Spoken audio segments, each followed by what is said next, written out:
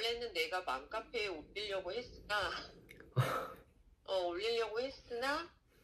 그냥 내가 매장으로 온 것이다 라고 말씀을 하셨고, 서로 불편해질까봐 그냥 환불을 저도 결정을 하고 흔쾌히 환불을 좀 해드린 상태였었거든요. 환불을 받으시고 나서 이제 얘기하시는 거는 클리닉 보상을 받아야겠다. 그래서 1년 6개월, 18개월을 10만 원으로 계산하셔서 180만 원을 청구하셨어요.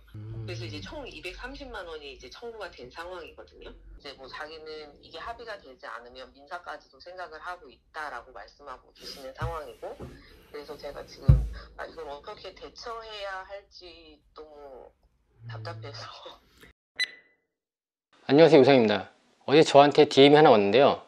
그냥 제 개인적인 조언만 해드리고 그냥 넘어갈 수도 있는 일이었지만, 만약에 정말 만에 하나라도 이번 상황이 정말 악질적인 블랙 컨슈머일 수도 있기 때문에, 물론 아닐 수도 있지만 만약 그렇다면 사연자분과 비슷한 경험 또는 그로 인해 피해를 보셨거나 보실 수도 있는 분들이 분명히 많을 거라 생각이 들어서 이건 영상으로 만들어서 박제해야겠다 라는 생각이 들었습니다.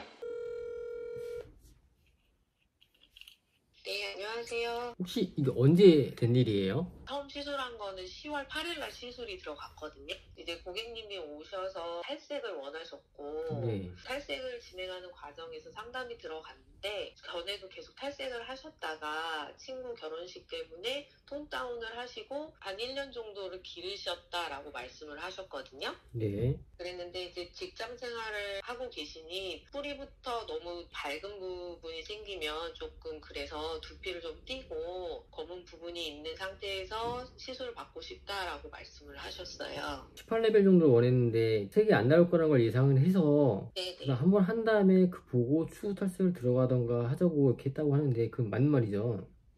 본인도 이제 2차 탈색이나 아니면 색상을 보시고 다른 염색까지도 생각을 하고 계셨기 때문에 이제 1차 탈색이 진행이 됐던 부분이었거든요.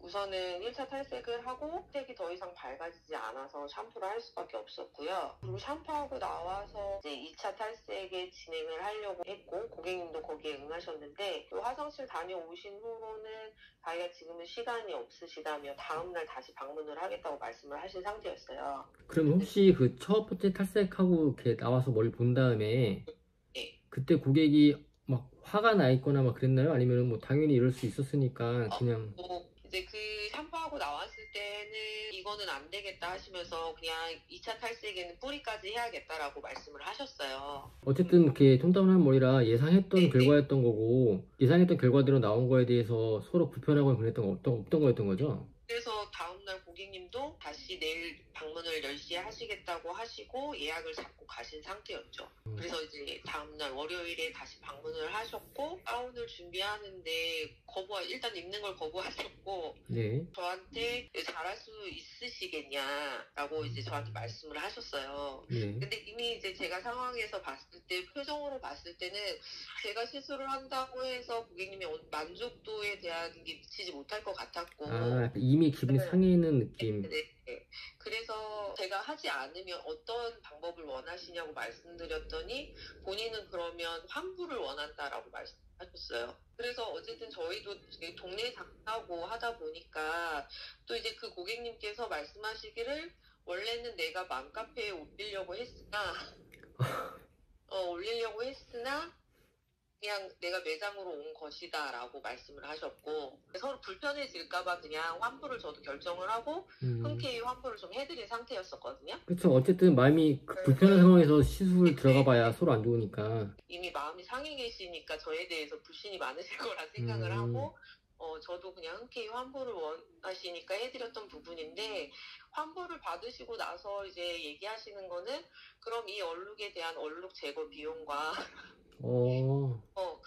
그날 바로 이렇게 환불해주니까 바로 그 얘기를 해요? 네, 환불 취소 받으시고 그 얘기를 하시는 거예요.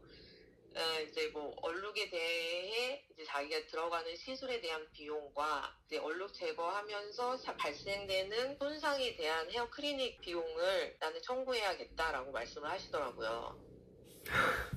그래서 탈색을 하면 당연히 머리가 상하는 거고, 근데 거기에 머리를 회복시키는 클리닉 비용을 추가한다는 것 자체가 너무 말이 안 되는 상황인 것 같은데. 그 복구 비용, 이제 얼룩 진 거에 대한 복구 비용이 25만 원씩 2회로 해서 50만 원이고요.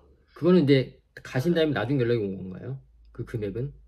금액은 네. 그리고 클리닉은 1년 6개월, 그러니까 20cm 정도의 손상이 되어 있으니 클리닉 보상을 받아야겠다. 그래서 1년 6개월, 18개월을 10만 원으로 계산하셔서 180만 원을 청구하셨어요.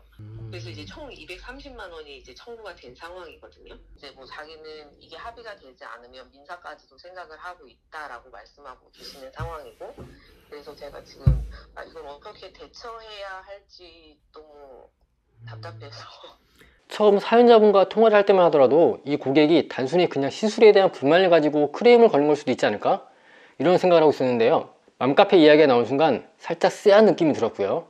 그 고객이 보냈다고 하는 문자를 보는 순간 이거 뭔가 좀 이상하다는 생각이 들었습니다. 문자 내용이 단순 크레임을 거는 듯한 그런 느낌이 아니라 뭔가 단단히 준비를 해놓은 듯한 멘트 같았거든요. 순간 대본인 줄 알았습니다. 그냥 단순한 고객의 크레임 문자가 아니었던 거죠.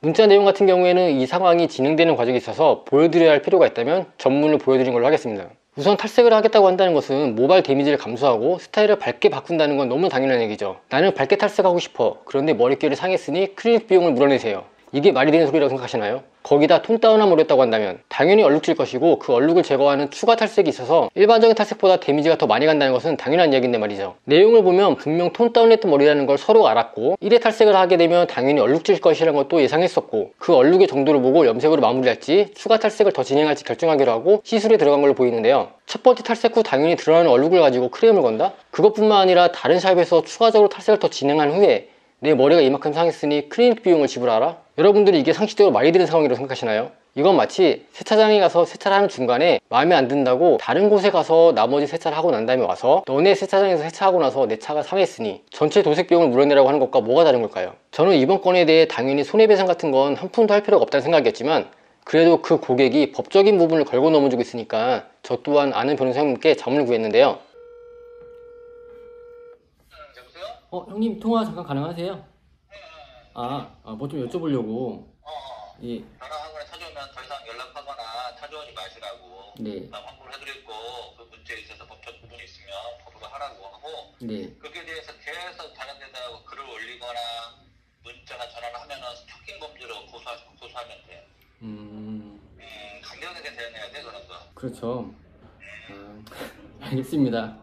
지금 현재는 이와 같은 내용을 사연자님께 전달을 해드렸고, 연락 오는 거 있어서 일일이 대응하거나 뭐 그렇게 할 필요 없으니까 하지 말라고 말해놓은 상태입니다. 거기에 더해서 혹시 지역 커뮤니티 같은데 악의적인 글이 올라오는지 이런 것들 모니터링 하시라고 말씀드렸는데요. 하지만 저는 이번 사연에 대해서 그냥 여기서 끝내지 않을 생각입니다. 저 역시도 오픈 초기에 블랙 컨슈머에게 당해서 한동안 진짜 엄청 스트레스 받았던 기억이 있으며, 주변에서 이런 경험을 종종 듣고 있기 때문에 이런 상황이 얼마나 힘들고 고통스러운지 알고 있기 때문이죠. 사연자님의 진행 상황을 계속해서 확인하고 제가 도움을 드릴 일이 있다면 도움도 드릴 것이며, 추가 영상을 통해 이 사연자님의 스피커가 되어드릴 생각입니다. 맘카페를 언급하며 상대적 우위에 서서 지역 내 소문에 민감할 수밖에 없는 미용사 또는 미용실을 상대로 마치 약점이라도 잡은 듯 부당한 합의를 끌어내려고 하는 이러한 행태에 대해서 단순히 무시하는 걸로 해결하고 싶은 생각이 없습니다. 그리고 혹시 만에 하나, 정말로 만에 하나 한쪽 입장만 듣고 제가 오해를 할 수 있는 일이 정말 만에 하나라도 있을 수 있기 때문에 저는 이 고객이라는 분께 직접 연락을 시도해 볼 생각이며, 만약 이 고객이라는 분께서 정말 블랙 컨슈머가 아닌 일반 손님이었다면